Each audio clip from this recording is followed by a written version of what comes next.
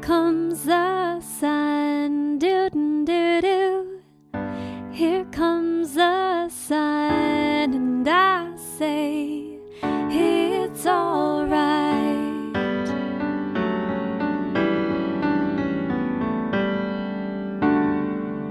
Hello, Fortitude audience. Thank you so much for joining us today. My name is Heather Kittleson, and I am sitting next to my wonderful husband, Amos. Hi. And we took a little bit of a hiatus, which if you listen to the episode before this, we share a little bit about what we've been up to this past summer. And we are kicking off a new season, season 4. And today in our studio, we have a dear friend, Chantelle, with us. So thank you for being here. It's really awesome to see you. Thanks for having me. You're so fun.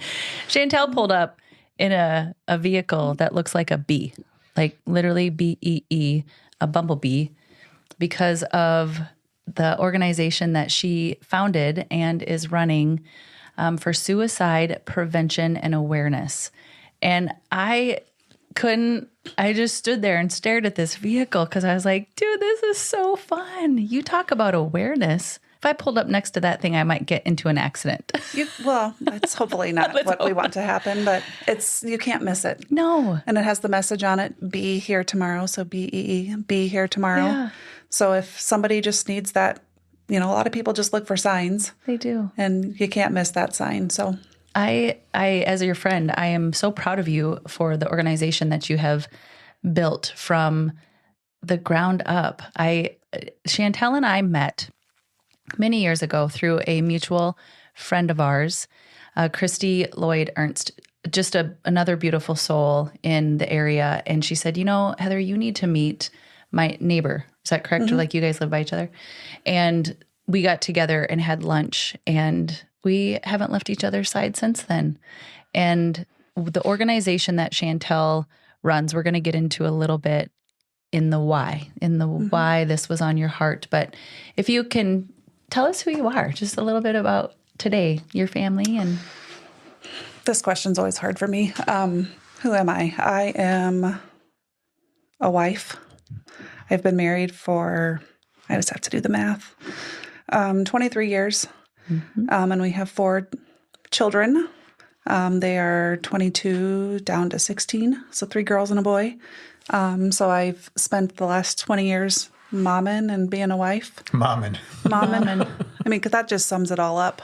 You were a nurse. I was a nurse before that, and then worked as a nurse for a few years, and then decided I wanted to just stay home and raise the kids.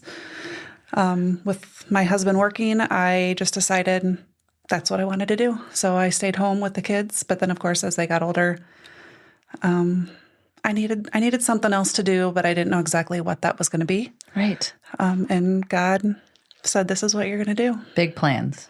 This is what you're going to do. What you're doing is changing so many lives.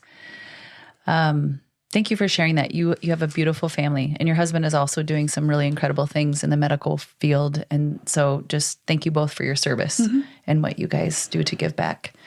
I want to jump in right away because suicide prevention and awareness is like big right now. Mm-hmm. It's all over the place, and it is technically September is the month for that. Yep. Suicide Prevention Month is September. Yep. Yes. You have experienced this firsthand. And before you experienced that, you also experienced, like, you've had death in your family. Mm-hmm. And for you and the experience that you've gone through, I would be honored if you could share your stories with our audience. Okay, so should I start with my sister B? Yes, please do. So I was a senior in high school, and my sister was a student at USD. She was driving back on Halloween night. She was a student athletic trainer, and she was insistent that she needed to get back to wrap ankles of some athletes. It had started to mist that night. My dad's last words to her were, "Watch out for the deer." She left, and when she was had just gone through Akron, Iowa, so she wasn't far from her destination in Vermilion, and she hit a deer. And so this was back in 97. So we didn't have airbags on our cars. We didn't have cell phones. So she hit a deer and then was T-boned on the passenger side by a full-size pickup that was pulling a combine head. And she died. She was life-flighted to Sioux City, where they kept her on life support for a few hours, just long enough for her family to get there, long enough for us to get there, for the donor team to get there, and to say our goodbyes. And so she did die. It was right before her 21st birthday, and I was a senior in high school. And then we also have a brother who's stuck in between the middle of us. Mm-hmm. And so they waited long enough to find the family, because we were all out and about and there were no cell phones, to find us, locate us, get us there, to be together. What was that moment like for you, Chantelle? Like, where were you when you got that call? I was sitting at a small place in Cherokee having ice cream with two of my friends. It was a Friday night. We were having ice cream. And then all of a sudden, one of our friends, the mom, showed up and she said, "Come on, we need to go." And it was, very odd that this happened. And she just said, "Your sister's been in an accident. Your parents have called me and we need to go to Sioux City." And all I kept thinking in my mind was, I just hope she's not paralyzed, because in my small town of Cherokee, Iowa, there had been a couple of accidents in the previous 10 years where there were a couple people that were paralyzed. And so that was very much on my mind. And so that's all I kept thinking is, I just hope she's not paralyzed. She's a very active person. And that would be really hard. So the mom that was driving me up there, and she drove me up with my two friends, one's a cousin, and we drove up there and just kind of distracted us for that hour drive. And I kept going back to, "Well, what do you know about the accident? What do you know about her?" And she just kept changing the conversation. And she's like, "Well, I don't really know any details. We'll find out when we get there." But then right when I walked in, I heard my dad wailing, crying, because they had just gotten the news that there was nothing they could do. And we're asking about organ donation. And I just remember my dad saying, "What do you mean her organs? She needs her organs." Oh. And so then we were just there for a couple of hours with her, and we were able to go in and say our goodbyes. And it was awful. I didn't want to go in and see her. We had an amazing nurse. Her name's Deb Erlemeyer. Didn't know her before that night, but she gave my sister the most beautiful care, and she cared for our family. It was amazing. And so it was that night in the hospital. I didn't know what I was going to do, where I was going to go to school, what I wanted to do. And after I left that night, I said, "Mom, I want to do what she does. I want to be a nurse. I want to help people." Ooh. And so then I decided that night I wanted to be a nurse. So then when I graduated from high school, I went to nursing school. Because of Deb. Because of Deb. Wow. And I would love to reconnect with Deb. Oh, Deb, if you're out there, reach out. I'll connect you. And she actually did something. There was a lot of stories that night. But before I left that night, she said, "I have something on my wall at home that I'd love to send to you. It's a little banged up, but I can't get this image out of my head." And so I'm like, absolutely, gave her my address. She sent it to me. And it was just a small, simple framed print of Jesus holding a blonde girl with the Bible verse, "I will not fail thee." Mm. And so she mailed it to me, and it's still in my office, and I look at it every day. And she sent me the nicest letter, and it was because of her I decided to go to nursing school. Nurses, they're amazing. Man. I think there's several stories on our podcast, and one of the speakers from the event who spoke specifically about her son who was a senior, remember, and lost his sister to an accident. And what is something that you can tell the audience because the mourning process is a lot. And for those of us who don't necessarily know how to step in or how to help in those moments, especially when you're younger like that, and you don't understand the emotions that you're going through, what is something that we can do or say or move into a space that feels so uncomfortable to be able to love on? Like Deb loved on you. Mm-hmm. She did what she felt was the right thing to do, like what she felt like God called her to do. What did you need beyond that, beyond what Deb did for you? Of course, it's different for me now as an adult as what it was when I was in high school, but we got home that morning about 4 o'clock in the morning, and 2 hours later, we had people at our house doing laundry, making coffee. They knew there was going to be people showing up. That's small town Iowa for you. Yeah. I don't know if that's how it is everywhere, but I just remember being just surrounded by so much love. So many people came. I remember everybody brought styrofoam cups and toilet paper because I don't know, that's just what they did. And there were so many meat and cheese trays delivered that my mom had to finally call Hy-Vee and say, please stop sending them, because there's an abundance of love and support and people coming. But yet they were also very good that, like, if I needed to go to my room and just get away from people, I would do that, and people would just let me be. But that was horrible. I always felt like my sister, oldest child, was the favorite child, and I was very open about it with my parents. And the day we buried my sister, I remember my dad just coming down the stairs and just came in to the room I was in just crying. And he said, I know you say that she's the favorite child, but I love you all so much. And I just don't want you to ever think that we love you any less. And my parents were very broken, but they stayed together and loved each other through it and had a lot of support in losing her. What do you attribute to them staying together, and what do they do really well to help you guys through this? Their faith, 100% their faith. A lot of prayer, a lot of, my dad would always say, we don't know why this has happened, but it's happened for a reason. And I would go back to, well, why didn't God take somebody who didn't have such a big impact on our community? Because my sister was just this bright light wherever she went. Of course, as the younger sister, we didn't always get along. But why would God take somebody like her that just was this amazing ray of sunshine? Yeah. They did a newspaper article that was California sunshine, because we moved from California, and she was just this walking sunshine wherever she went. And my dad said, you know what? We don't know, and we may never know, but there's a reason behind this. Yeah. There's a reason why he decided he needed her at this moment. And here, that will always stick out to me, that how my dad, he had just lost his child, how he could say that right away. And it was 100% because of his faith. Your dad sounds amazing. Mm-hmm. And the second part of the story, how many years later was it when, because even though your dad, you and I have had many conversations, he was a tall man, big hands. Mm-hmm. Tell us about your dad. So my dad, very, very strong man, mentally, physically, spiritually. He was the man that everybody came to because he had the answers. And he was very proud he knew everything. Whether he was on the rodeo board, the church board, the school board, was always a leader in his job, was really just a leader wherever he went.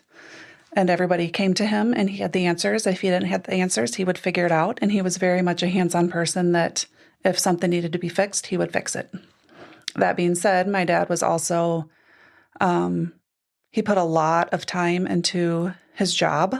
He very high priority was to take care of his family. And so he worked a lot of hours. So looking back, I don't feel like I maybe had as much time as I should have as a child with him. But every moment I did have with him, every moment was filled with, we were always doing something, even if it was just outside raking up stuff or having to burn pile or something like that. Just any time I spent with him was, very simple memories, but very good memories. Yeah, hanging out. Yeah. Hanging out, getting your hands dirty. And he would always say, I don't care if you're a girl. It's okay to sweat. It's okay to get dirty. You're not going to break. You're not going to melt. Not going to melt. You're not going to melt. That's reassuring. Yep. I do love that about Amos, because he'll say, I can't go play Barbies, but I'll go build something with them. Like, it's just different. I'll go build rockets and shoot off rockets with I can take Barbies for a couple minutes, and I don't know. I'm a grown man. Yeah. Let's go use our hands. Let's go do something we can both really enjoy. We always said my parents had a very 1950s relationship. They had different ways of saying it, but I won't share it now. But there was very much male roles and female roles, and they would be very open to say, that's your mom's job, that's my job. Mom doesn't do that, I do that. So I grew up very hard line between male and female. But that being said, my mom, as I got older, she would also say things like, you don't ask a man to do something for you if you can do it yourself. You don't ask somebody else, you don't want to be weak. If you can do something, do it. Don't ask somebody else to do something that you're capable of doing. And Chantelle, you are one of the strongest people I've ever met. Like just mentally, emotionally, spiritually, what you do for people, how you step into things that other people would never step into probably. What was ingrained in you is what you do. It's beautiful. What you said it was 97? 97 was her accident. And then 20 years later, so... Okay, it was 20 years 20 years later, 2017. Okay. There was a lot of tragedy happening that year in our family, and in our extended family. As just to keep it broad, lost a relative to addiction. Okay. There was some other struggles within our family with drugs and alcohol. And I grew up in a very straight-laced home. There was no drinking. There was, we weren't even allowed to dance around my grandparents. If my grandparents would come up the driveway and we were playing solitaire Geeks Corner, we had to hide the cards because they called them devil cards. Okay. So grew up very, very straight-laced family. And then in 2017, things just started crumbling. And then fall's always hard for our family because that's when her accident was. And so the smells in the air would just always be a little trickier. So 20 years out, you would think things are going pretty good. Well, then my dad went to, he was called up to Sioux Falls. He had a cousin that was, his child was in a car accident and was on life support. And he called my dad because he said, well, I know you've walked this road and I just feel lost. Will you just come sit with me in the ICU? So my dad came up and sat with him in the ICU and didn't know his son. But just being in that facility, being around the noises and the environment with it being fallout, I'm not going to say it was the start of his spiral, but it triggered something. It triggered something. And so then when it was the 20th anniversary of her death, one of those things, you're 20 years out. I always check in with my parents. And for whatever reason, I called my dad that day and I was like, Dad, how are you doing today? And he was like, today is really hard. And I said, Dad, I was thinking the same thing. I called my mom. She said the exact same thing. She said, and I don't know why it's hitting us so hard, but something about 20, like what would she be doing? What would she be, would she have a family? Would she be working? She always, she would say she wanted to be a nurse. What would she be doing? And so and for some reason, that 20th anniversary just hit really hard.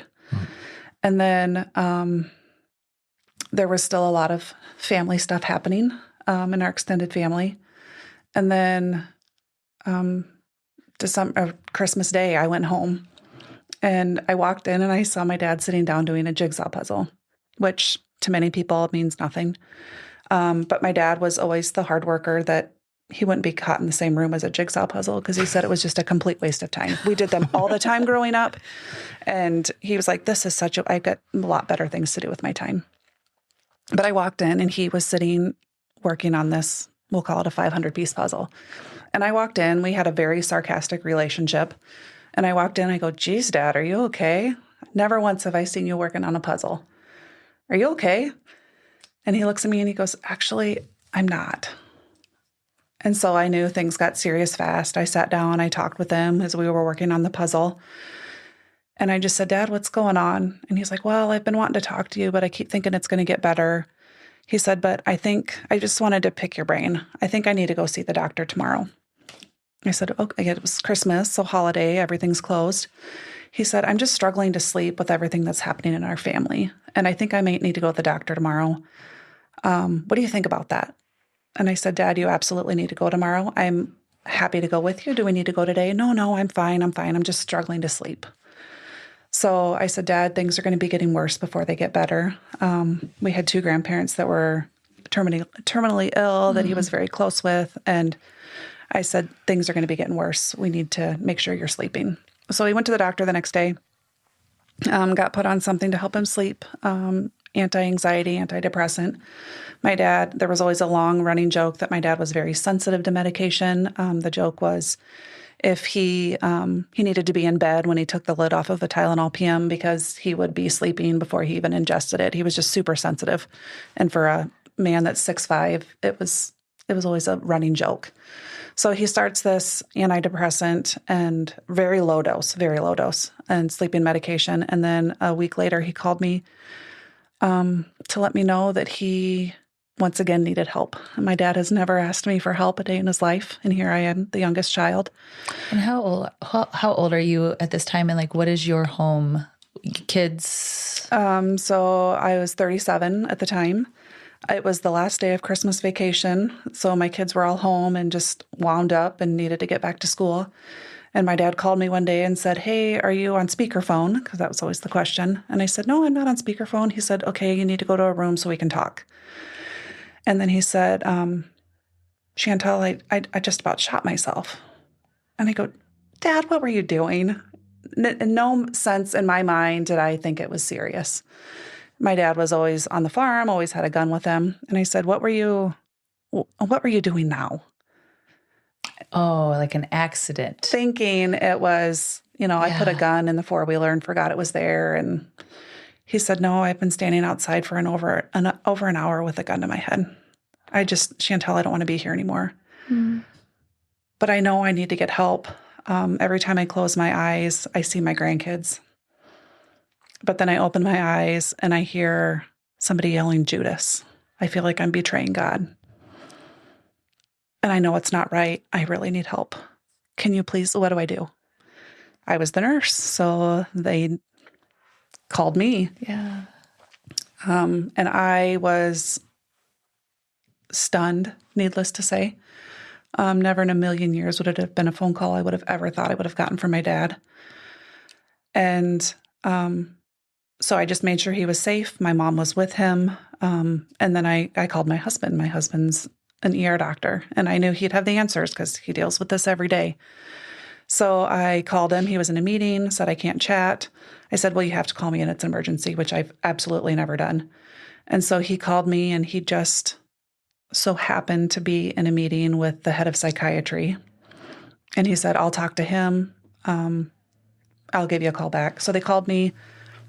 The doctor was amazing, Dr. Matt Stanley, and he got my dad directly admitted to behavioral health. I met my dad in the parking lot that night, and I just gave him a big hug and bawling. My dad was very flat, and I was a wreck. And I just said, "Dad, I'm just so glad you're here getting help and that we're not planning your funeral." And so then he was in the hospital for about a week.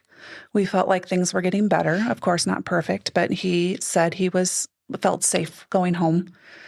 We had done everything we could to get lethal means out of the house. We had gotten all the guns out of the house. They were safely at my grandpa's house, so we thought. And then 2 months after, I got the phone call that my dad had taken his life. So it was February 24th. I got the phone call from my mom at 6 o'clock in the morning. She had been up to the hospital to see her mother, who was in the hospital. And she came back and found my dad.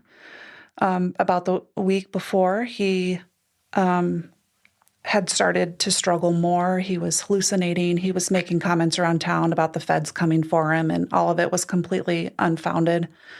But he was very sick. But because of some of those things he said, people thought he was hiding something. So here's the most honest man that is hiding a big secret, but he wasn't. There was nothing he was hiding. It was mental illness, and it was those untrue thoughts overtaking his head. And medication. The medication was triggering it a bit too. And we'll never know. We'll never know what happened. Yeah. It could have been a lot of things. But he did end up taking his life. And to see how we were treated after my sister died in her tragedy, and then to see how after my dad died in his tragedy, were very different. Yes, we had some very close people that came to the house and brought the styrofoam cups and brought the Kleenex and brought the food. But then about a week later, then the questions started coming. He went around town saying the feds were coming for him. And so people thought there was something to it. And they started, have you gone through your bank statements? He wouldn't just say that for no reason, but he was sick. He was very sick. And there were, it was a few months after that, I ran into one of my dad's cousins here in Sioux Falls at a restaurant. And she said, well, some time has passed. So now I just really have to ask, what really happened?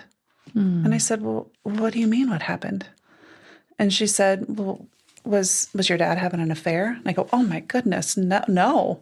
Wow. And she said, was he in financial, legal problems? I said, no, there was nothing like that. We had stuff going on in our family, but nothing illegal. Right. Whereas he was concerned.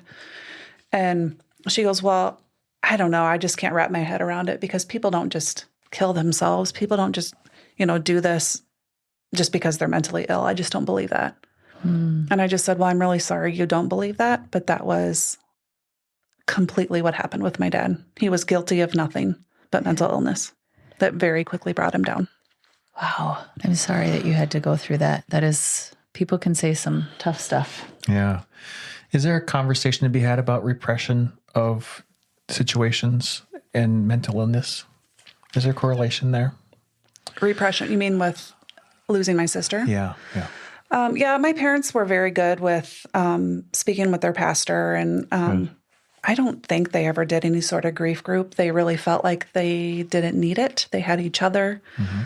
But I absolutely, and after losing him and then going through a lot of therapy myself and asking questions to the psychiatrist, I really feel like my dad did have some very well-controlled anxiety his entire life. For him, it manifested with anger. So it was always Sundays and holidays. He would just get real uptight and kind of be hard to be around. And so it was always a joke, well, it's Sunday or it's a holiday. But then it was after he died, and I started realizing that I was the same way. Mine wasn't Sundays and holidays, but mine was tense situations. I just got mad, and this overcoming anxiety that would come, and mine manifested in anger.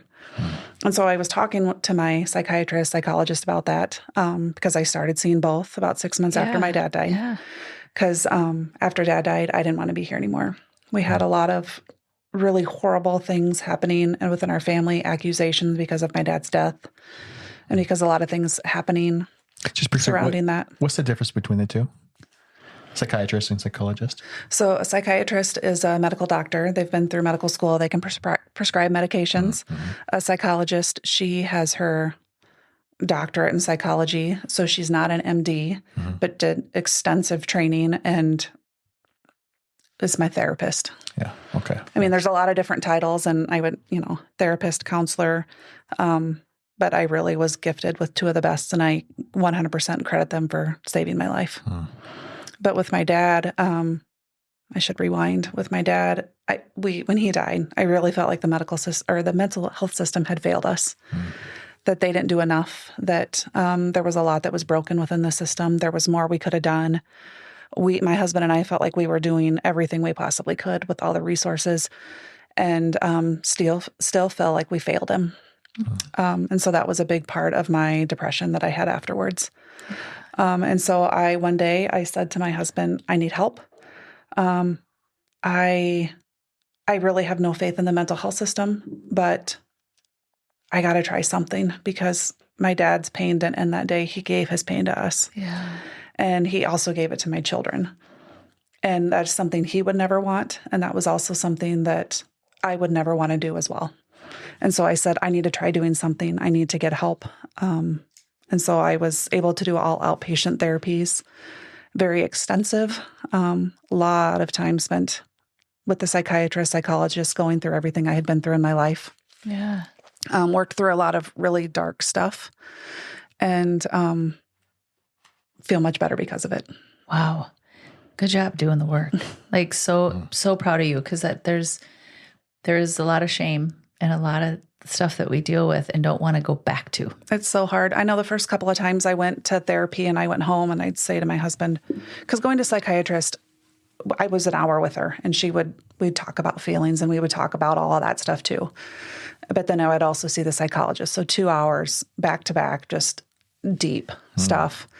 And I would go home and I'd say to my husband, I just feel worse. This is not helping. And I would mention that to the psychiatrist, and she's like, yeah, the first couple of times are really hard, and it will feel worse before it gets better, but just stick with it. Do you ever feel like the work is done, and so, I don't have to go weekly now. I can stop, or it feels to get redundant, or you're not making a lot of progress, and so you want to quit? Do you ever feel like that? No, now it's very much, I check in every 6 months with both of them. Okay. But I have learned the psychologist, I asked her at one of my recent appointments, I said, how much longer do I need to come in? How much, I feel so much better now. How much longer do we need to keep doing this? That's a great question. And because I'm a planner and I want to know, with the psychiatrist, how much longer am I going to be on these meds? What's the plan? And she said, you will probably need to be on something medication-wise your entire life, just because that's the way it is with you. Okay. My psychologist said, I'm never going to tell you when you have to come in. You'll know when you need to come in to talk to me. But if ever your mind is telling you things that you know isn't true, but if you just need someone to talk to, you just know that I'm always here. Yeah. And then she also shared with me something very powerful. I said, I just feel weak for being here. And she said, absolutely everybody should go see a therapist, a counselor, at least once a year. Somebody to check in with. She said, get all that dirty stuff that might be off your head, your chest, just get it out there, because it's so therapeutic to just get it off your chest. She said, and a lot of times, we talk to ourselves and we say very negative things to ourselves. So you just got to get it out there, let somebody else know about it so that they can give you the positive feedback that your brain probably isn't giving you. Yeah. And so she said, I have met a lot of therapists, counselors that they themselves go to counseling. And I firmly believe that everybody should go see somebody. Yeah, that's good. Do you mind sharing how many times you went? Was it 10, dozens? I have no idea how many times. Okay. For a while, I was going twice a week. Okay. Very intense. Yeah. And then, weaned off once a week and then every other week. And I don't have any idea. Yeah. I guess the root of my question really comes from those who are struggling. They're thinking about counseling and thinking about, I can go once or twice and I'll be good. But maybe that expectation needs to be reset. Maybe they will go a couple of times. Yep. But maybe they really need to think long-term and think, this is a year or multi-year or, continuing. And when they get to the point where it's like, I don't feel like this is helping, you still need to go. Yep. And what you asked, that question was really great. How much longer do I have to do this? And if you're thinking those questions, just ask your counselor, ask whoever, figure out what their game plan is. It was not the first counselor I had ever been to in my life. But it was absolutely the best connection I had ever had with one. Yeah. And so that was one thing that I've learned in starting my nonprofit and talking to people with, if you don't connect with somebody, go see somebody else. If you don't connect with them, go see somebody else. Yeah. It takes a couple of times to kind of really get into the thick of things, but just don't give up. Do not give up. Just keep going. The human psyche is so deep. And I look at it and go, you may hit layers 1, 2, 3, and 4 the first few times. And then you reach this plateau. Well, you've still got 6 layers to get to. And if you stop going, you'll never reach those other 6 levels. And you may hit a plateau for a month or 2 and you want to quit. But then you keep going and you find the right counselor, you'll get to 5 and then 6 and 7. You'll really get to those deeper issues. So my encouragement is just, like you said, keep going, ask those questions. Absolutely. Yeah. And therapy is expensive. There's no other way around it. But for me, it was very much, I will go to the ends of the earth because my kids need me here. Yeah. It's a lot cheaper for me to go to therapy than to not have my kids have a mom. Yeah, so true. Yeah. So in therapy and when all those it was a couple of years in, 2018, it was 4 years in, I was feeling much better. And I wanted to do something. I wanted to improve upon the mental health system, but I had no idea what that was going to be or how I was possibly going to do that on my own. And so with the help of my therapist, we came up with the idea. She said, journaling was a big part of my dad's story, and then which became a big part of my story. And so she said, maybe you just donate some journals back to patients at behavioral health. And I said, I would really like that. That's my love language. I love giving things. I love giving meaningful things. And so I said, I'll just get some journals for patients at behavioral health. So then I started thinking about it. Well, I can't just go get them and donate them because that's not what my dad would have done. My dad would have worked hard for every dime to get them there. And, so I went home to my kids. I said, we need to raise some money to get some journals to behavioral health. How are we going to do it? And stickers were really big at the time. So my kids said, well, Mom, we want to, why don't we just design some stickers and sell them? And, you can take that money and buy journals. So we did that. In 2 weeks, we raised $4,000 just by selling little stickers. Yeah. But we noticed within those stickers, not only were we raising much needed funds, but we were sparking a lot of conversations about mental health. And I found that we were helping a lot of people. We were getting a lot of people to open up, but I was also finding a lot of healing for myself and a lot of healing for my kids because it was no longer a hush-hush taboo topic that we were able to talk about it openly as a family. And these stickers are beautiful. They're stickers that have inspirational sayings on them and lots of color, and they go on, you put them on water bottles, and now they're everywhere. We started with just a couple, and now we have 150 designs. Yeah. We have about 40 designs that are in memory of people that have taken their life. You don't know by looking at it, but I work with the families. I say, tell me about your loved one, and then we come up with a design that they would be proud of. And then we hide their initial within the design so that we can continue to say our loved ones' names in hopes of helping somebody else. Yeah. All the back of the stickers are signed or stamped by volunteers with 988 crisis hotline from someone who cares, because we want to get the message out there that no matter what you're going through, there's somebody out there that cares. There's a lot of people that want you around. Yeah. Yeah. So go back to the stickers and you start selling them, and then you decide to start an actual nonprofit called Live Inspire 365. Because we got just a handful of minutes. Yep. So I want to make sure that our audience is aware of you, because you are a very strong ministry partner of ours. Mm-hmm. You're at all of our events with a table full of beautiful things to sell, inspiring things.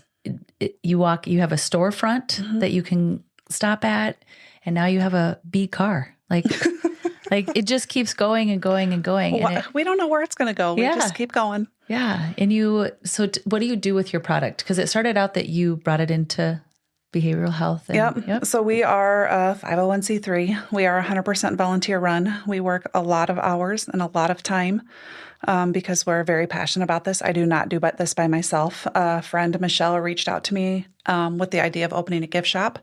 I did not want to open a gift shop, but then we realized it was a really good way to raise funds so that we could do what we wanted to do. But more than anything, it gets people in to our building, and then they realize that there's something more. So we sell items of encouragement, faith, support. But we've just been told that there's something different about us. People come in and they just start opening up. They start maybe sharing about a family member or a neighbor or somebody who's struggling. They don't know how to support them. We give them just real life experience that we have had.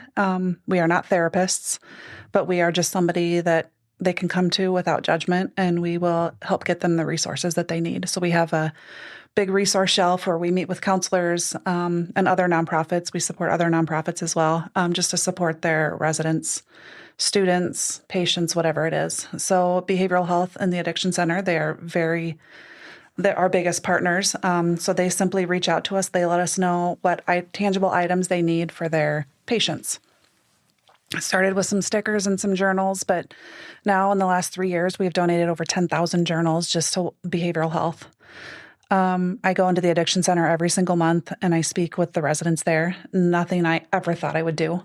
And it's amazing. We've started a caring companion program with 2 other organizations, and we train up volunteers to go in and just sit with people during visiting hours at behavioral health to let them know there's people out there that care. You're not alone. And then it gives them an opportunity to be involved once they get out, something to look forward to. And we do have people that come back into our office and they want to volunteer and they want to help with the care packages and stamp the stickers and just be a part of something bigger. All from a sticker. All from a sticker. And a journal. I like to always say it's the small things that we do that can encourage people to keep going. It doesn't have to be the big, grandiose things. And maybe it's just a small sticker. Maybe it's just something small to give them to say, hey, wear this. Remember that I'm always here for you. If you ever have, having a hard day, you need someone to talk to, just call me, text me. I'm thinking of you. I'm praying for you. I'm always here for you. And just being present with people. Yeah. Even the shirt that you have on the front, it says, we all have a story. And on the back, it says that you are worthy. I am enough. Oh, I am enough. That's what it is. I am enough. And it's just the message that there's your car, like the sign, they just need a sign and they're standing behind you in line and they read that and go, okay, God, I hear you. I hear you. It's just those little things you will hear from a lot of people that right before they were just about ready to take their life, something happened that they were like, whoa, no.